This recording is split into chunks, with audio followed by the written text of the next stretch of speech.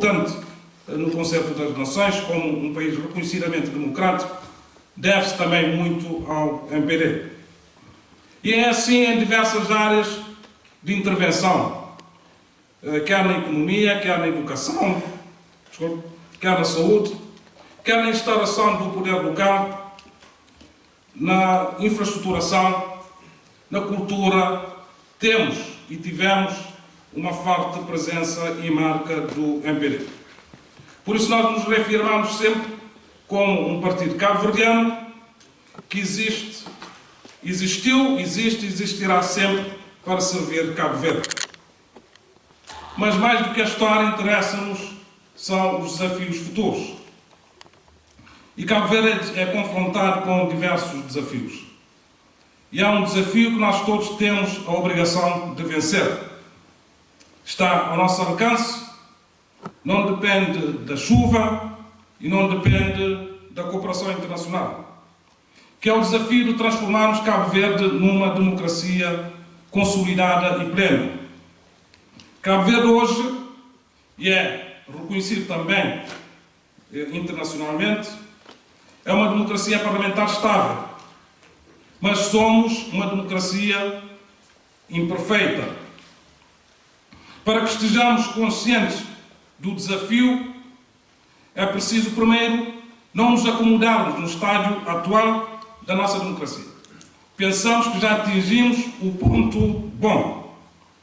Segundo, temos que ser ambiciosos relativamente às comparações e nos fixarmos relativamente aos estádios mais avançados.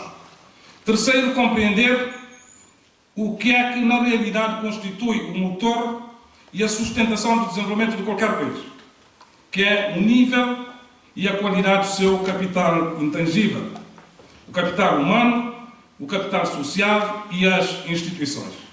Isto é que faz diferença e também são fatores que estão perfeitamente ao nosso alcance. Os impactos de uma economia, de uma democracia consolidada de liberdades, como a sociedade civil autónoma, forte, atuante, e instituições credíveis e confiáveis, são importantíssimos para a criação de um ambiente favorável ao reforço do capital social, à inovação, à participação, à responsabilidade individual e coletiva e à concertação social e à apropriação do conceito de nação, que se sobrepõe ao conceito de governo e de partidos políticos. Por sua vez, um ambiente político e institucional é determinante para a sustentabilidade do crescimento económico e do desenvolvimento humano. Portanto, antes das estratégias, das políticas e das agendas de desenvolvimento e dos instrumentos, vêm sempre os princípios, os valores e as atitudes, porque estes determinam tudo o resto. E não nos devemos esquecer nunca que a governação é uma empreitada de homens e de organizações. Por isso nós temos insistido que é preciso eliminar diversos constrangimentos ao desenvolvimento e que esses estão ao nosso alcance. Não basta ter leis e não basta ter administração, não basta querer. É preciso assumir efetivamente que Cabo Verde pode ser um país com um estado de democracia avançado. E é preciso que a administração e as instituições do Estado garantam, na prática, a igualdade dos cidadãos perante a liberdade de escolha política, quer nos processos de licenciamento, quer nos processos de eleições. E é preciso que não existam consequências para os cidadãos relativamente às suas escolhas políticas, à sua preferência partidária ou de militância.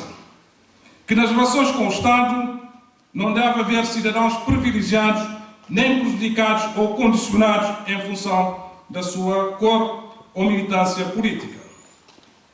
Que a participação política deve ser patrocinada na base da tolerância e da escrupulosa isenção partidária do Estado. Que a participação política e a cidadania fazem parte da mesma problemática. Ambos, para se desenvolverem, precisam de um ambiente político favorável e de proatividade dos partidos políticos para permitir que, acima de tudo, a participação política seja um ato de cidadania, um dever de cidadão para com a nação e que as opções sejam feitas em total liberdade. Por isso é importante garantir que não haja confusão entre partido e Estado. Por isso defendemos também que as políticas públicas, em qualquer domínio, devem ter como substrato uma clara separação entre o partido e o Estado. Deve ter também uma clara definição de limites aos partidos políticos e ao Estado, serem realizadas na base de instituições públicas e mecanismos de controle, de checks and balance e de controle social que garantam a aplicação das leis, das regras de transparência, objetividade, eficácia, efetividade e equidade. Que a descentralização seja um facto derivado de opções de exercício do poder. Que a promoção da independência social e económica das famílias seja também um facto e uma obrigação do próprio Estado. Que a informação, a comunicação e a aprendizagem e a educação ao longo da vida seja um objetivo do Estado e da governação. Por isso nós defendemos que o exercício do poder, seja na governação, seja na oposição, deve estar adstrito ao serviço público. Deve ser limitado pelo primado da lei e pela ética. E não deve ser apenas enunciados, mas uma cultura política. Que a administração pública e os recursos do Estado e das empresas públicas não devem ser usados para beneficiar ou prejudicar outros em função das suas preferências partidárias.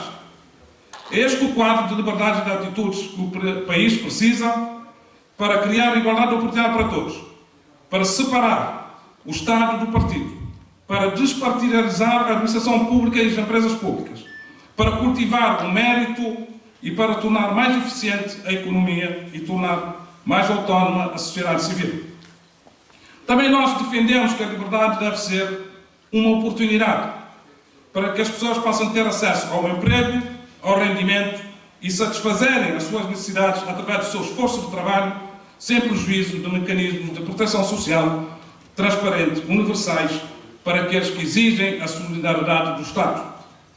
Este quadro de liberdade de atitudes faz toda a diferença entre um país que pode ficar capturado por interesses partidários e que por isso se confronta com sérios bloqueios ao seu desenvolvimento e um país que avança e se desenvolve impulsionado por uma sociedade civil atuante, confiante, uma economia privada pujante e um governo comprometido com o desenvolvimento do país e com o bem comum.